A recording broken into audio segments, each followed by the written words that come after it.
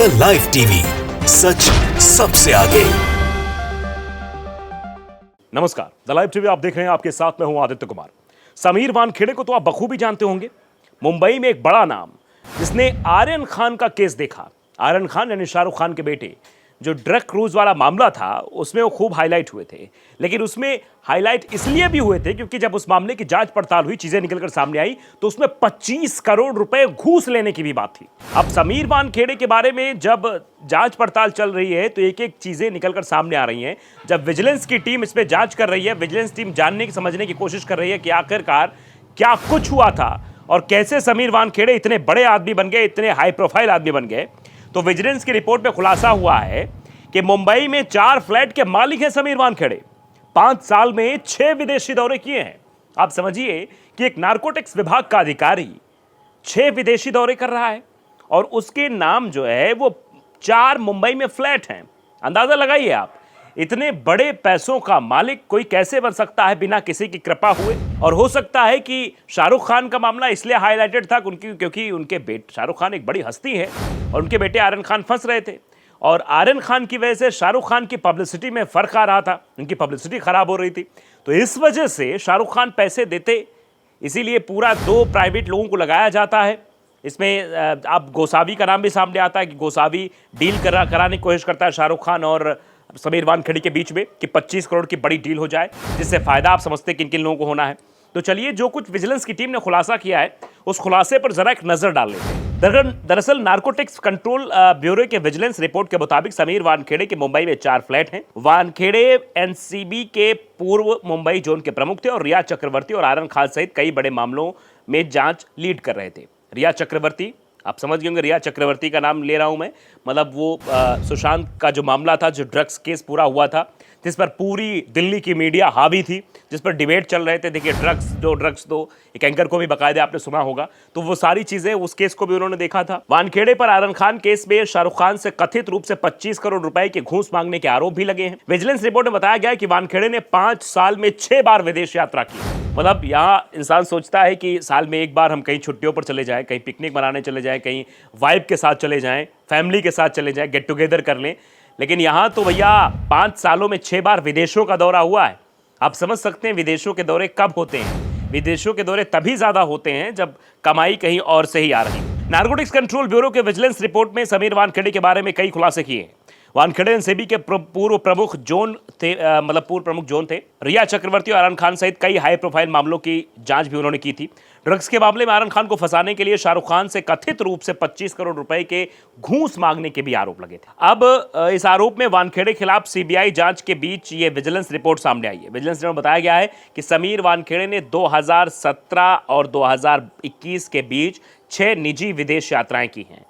उनके डेस्टिनेशन में Britain, Ireland, पुर्तगाल, दक्षिण अफ्रीका और मालदीव जैसे देश शामिल हैं। ये उन देशों के नाम हैं जहां पर समीर वानखेड़े साहब ने जो है बाकायदे वहां पर गश्त की है, वहां पर घूमने गए हैं, वहां पर पिकनिक मनाई, क्या किया भगवान जाने, लेकिन फिलहाल यहां पर वो घूमने टहलने गए।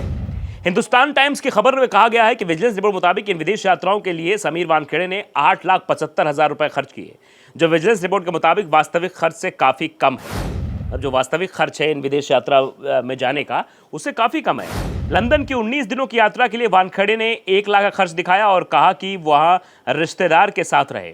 वानखेड़े ने कथित तौर पर 17,40,000 रुपए, जिसकी वास्तविक कीमत करीब 22,05,000 रुपए में एक रोलेक्स गोल्ड घड़ी खरीदी। एक ही घड़ी के लिए 1 से अधिक चालान थे।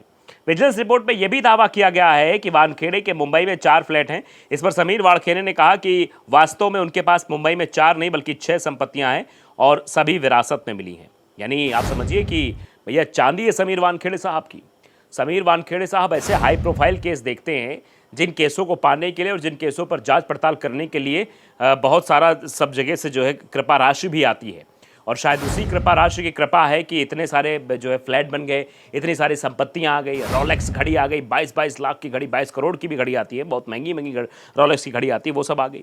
दरअसल नारकोटिक्स कंट्रोल ब्यूरो की विजिलेंस रिपोर्ट में कहा गया है कि समीर वानखेड़े के खिलाफ सीबीआई की एफआईआर में एनसीबी के पूर्व अधिकारी पर शाहरुख खान ने से 25 करोड़ रुपए मांगने का भी आरोप लगा था। जो शाहरुख खान की मैनेजर पूजा डडलानी के बयान पर आधारित था।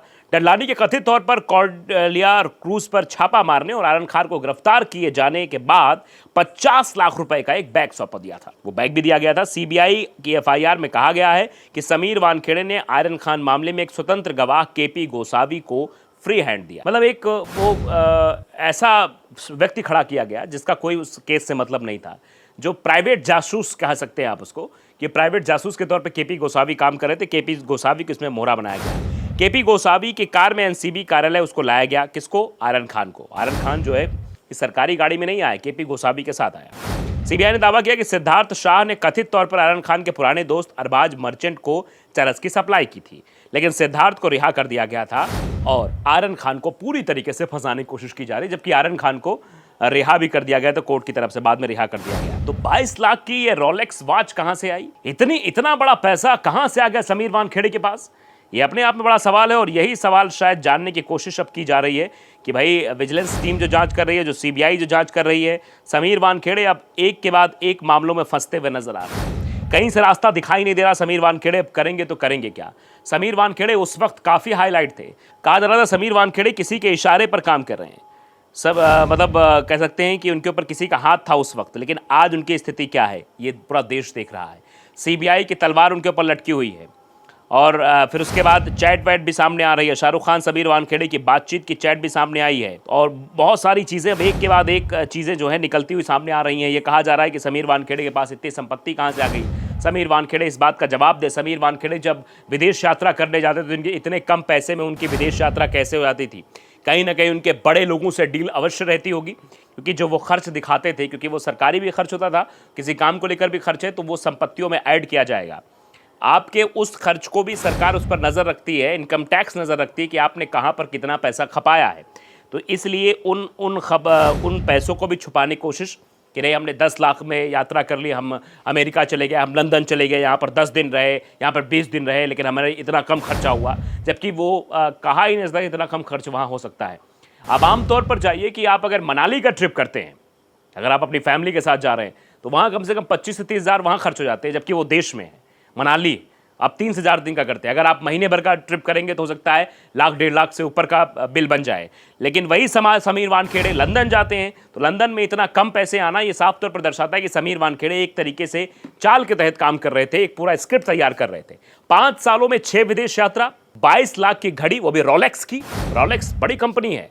अब रोलेक्स की घड़ी को आमतौर पर लोग चोर बाजार से खरीद के भी पहनते हैं, लेकिन वो घड़ी जो समीर वानखेड़े पहनेंगे वो चोर बाजार से तो नहीं होगी। वो 22 लाख की घड़ी पहनते हैं। उनके पास 6 फ्लैट हैं, 4 फ्लैट थे। उन्होंने खुद बताया कि 6 फ्लैट है, 6 संपत्तियां उनकी मुंबई में हैं और मुंबई जो 6 संपत्तियां हैं वो उनको जो है मतलब भैया परिवार की तरफ से मिली है, उनकी विरासत है वो।